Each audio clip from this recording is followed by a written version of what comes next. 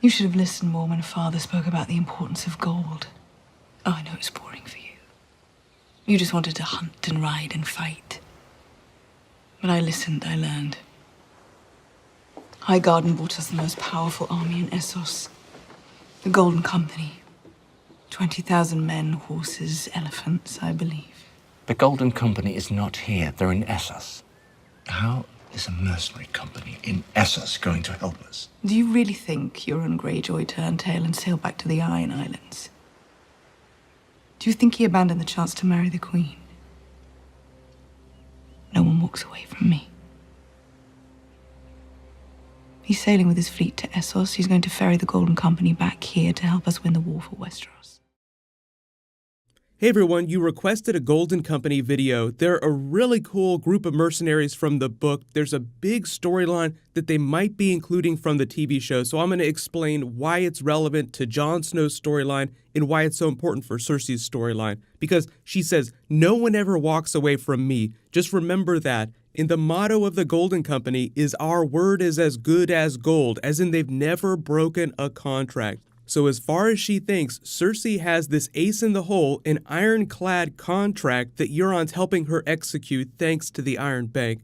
So if you're finding me for the first time, this is just one of many Season 8 videos that we're going to be talking about in the off-season, so be sure to subscribe to get everything. And there's giveaway stuff that I'll talk about at the end of the video. But the cool thing about the Golden Company is they're essentially a mercenary group started by Targaryen bastards made up of exiled Westerosi lords. So if you're like Ser Jorah and you're exiled for whatever reason, usually that's where you go to find work, because if you're a knight and you're exiled, you have crazy good skills, because even though the TV show didn't show it off a whole lot, Ser Jorah was an anointed knight, as they actually called out during season 7, so he had crazy good skills, even though he's a little bit older on the TV show now, so we're seeing him later in his life. Although he did show some mad skills up beyond the wall during episode 6. But the whole thing about the Golden Company is that they're just a lot more trustworthy than the other sellsword companies. My hand, Qyburn, has made overtures to the Golden Company in Essos. I know them well. They've helped us recover significant sums from parties who'd fallen into deep arrears. That's good to hear.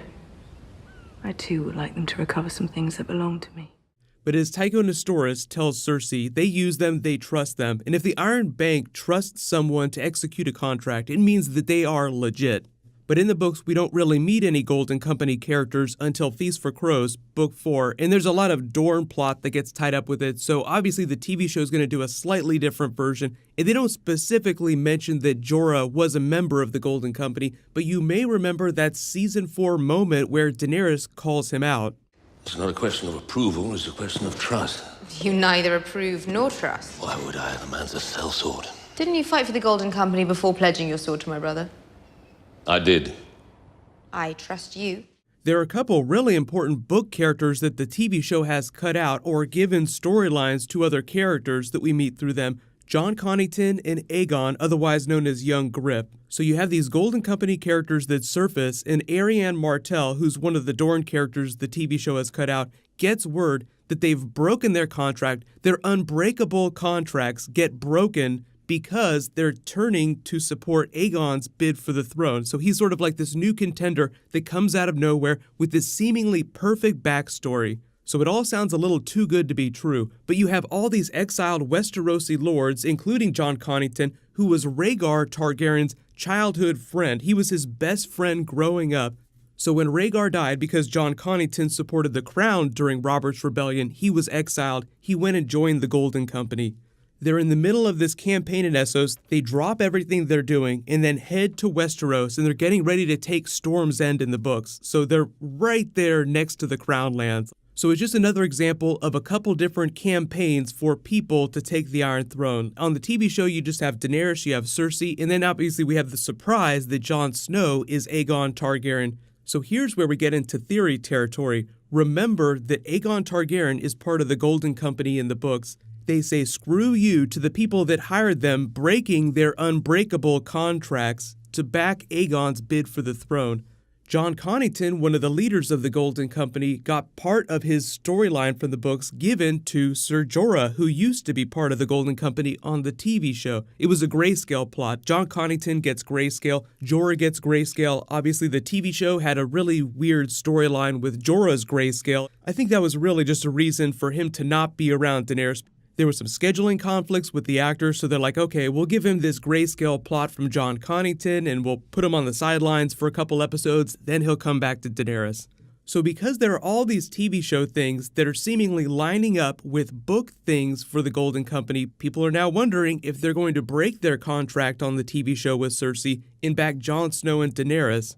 You just have to remember there are only 6 episodes in Season 8, so I'm not expecting to see them introduce any really big Blackfire characters. There'll probably be some verbal references to their family, their lineage. So once they learn the truth of what's going on with Daenerys and the son of Rhaegar Targaryen, somebody who they really loved, then in the way that you've seen the Dothraki support Daenerys, we might see the Golden Company support them. Now, think about it this way. How big are the Dothraki characters during Season 7? They were very important. We got to see some really badass scenes. Like Episode 4 was an amazing Dothraki scene. But how many of them are like really fleshed out characters now? Like how many big lines of dialogue? They're more like menacing characters in the background. You see them step up when Jon Snow tries to approach the throne. They're meant to be very threatening, but none of them get really big character moments. They just get big battle scenes. So I wouldn't be surprised if they treat the Golden Company characters the same way, like where they're really badass. Like you see Grey Worm in the finale. It's just like a very brief moment. You see all these unsullied legions lined up. It looks super badass, but we're so late in the game that you just don't expect too many new big characters to get a lot of big moments.